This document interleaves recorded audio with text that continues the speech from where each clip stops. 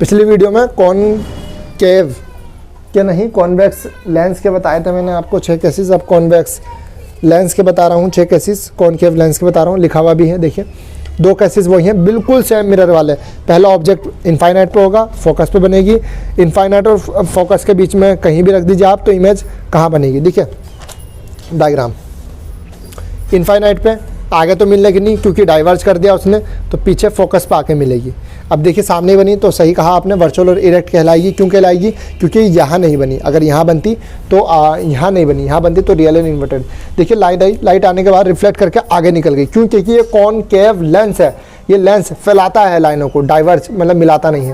ये आकर के मिली तो अगर तो मिली तो पीछे जब भी कोई लाइट पैरेलल जाती है, पैरेलल जाने के बाद रूल 1 क्या कहता है, मैंने आपको बताया था।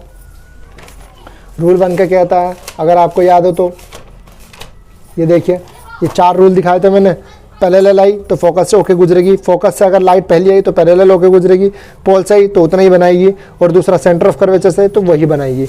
ये रूल आपके लेंस में भी अप्लाई होते हैं। तो पहला इनफाइनाइट से आई तो गुजर गई आगे को, अब आगे तो गुजर के मिलने की नहीं, तो पीछे को जो हमने इमेजिनरी लाइन ड्रॉ करी वो फोकस से गुजारी। क्यों? क्योंकि पैरेलल आई थी लाइन, वो दूसरी वाली भी पैरेलल, तो फोकस से इमेज यहाँ बनेगी और वर्चुअल इरेक्ट बनेगी।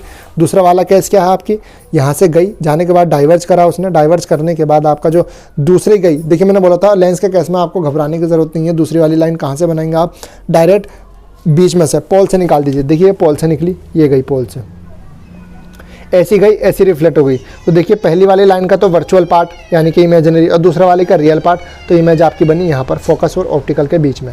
ठीक है, क्लियर है बात, समझ में आई? कहीं आपको कुछ समझ में नहीं आया तो कमेंट कर सकते हैं, नीचे लिखा हुआ भी है जो भी आप पढ़ सकते हैं यहाँ पर। Nature position of relative size of the image found by the concave lenses. ठीक है, आप चाहें तो इसका टेबल का भी स्क्रीनशॉट ले सकते हैं। देखिए वर्चुअल और इरेक्ट बनी, दोनों ही केसेस में माइनस है। क्लियर है बात? चलिए, कुछ समझ में नहीं आता कमेंट वगैरह कर लीजिएगा। आगे मिलते हैं आपको अगले टॉपिक में। अब इसी के साथ अब हम देख लेते हैं लेंस का फॉर्मूला। देखिए लेंस के फॉर्मूला भी कुछ नहीं है, फोकल लेंथ है आपकी, इमेज है वही, ऑब्जेक्ट वही, बिल्कुल सेम उसी लाइन से बता रखा है। मैग्नीफाइंग का फॉर्मूला भी क्या है, m=v/u। ठीक है, क्लियर है बात? जबकि जो h2 है वो क्या है, हाइट ऑफ इमेज, और नीचे वाला h हाइट ऑफ ऑब्जेक्ट, बिल्कुल सेम वही है जैसा हमने मिरर के केस में बताया था। बट डिफरेंस क्या था, देखिए मिरर का फॉर्मूला मैं आपके सामने रख देता हूँ तो आप डिफ्रेंशिएट कर पाएंगे। मिरर का फॉर्मूला कोई इशू नहीं, 1/v + 1/u। मैग्नीफाइंग का फॉर्मूला m=h1/h। मिरर का लेंस का फॉर्मूला क्या है, लेंस का फॉर्मूला भी सेम है, मिरर का फॉर्मूला भी, मैग्नीफाइंग का फॉर्मूला भी सेम है। लेंस के केस में बिल्कुल सेम है, कोई दिक्कत नहीं है, कोई आगे पीछे कोई ऊपर नीचे कुछ नहीं है। मैं एक छोटा सा आपको न्यूमेरिकल भी बता देता हूँ। क्या कह रहे हैं ये, अ कॉन्वेक्स लेंस है, अ फोकल लेंथ 10 सेंटीमीटर है, is placed at a distance of the 12 centimetre from a wall. How far from the lens should and object be placed 80 centimetre is the far from its real image on the wall. देखिए ये क्या कह रहे हैं, ये यहाँ पर ये कह रहे हैं कि आपके पास, सबसे पहले आपके पास इन्होंने क्या बोला, मैं यहाँ लिख देता हूँ इसे। आपके पास क्या है, कॉन्वेक्स लेंस है तो लेंस बना दो, बना दिया। आगे क्या है ना, focal length 10 centimetre place the distance of the 12 centimetre from a wall.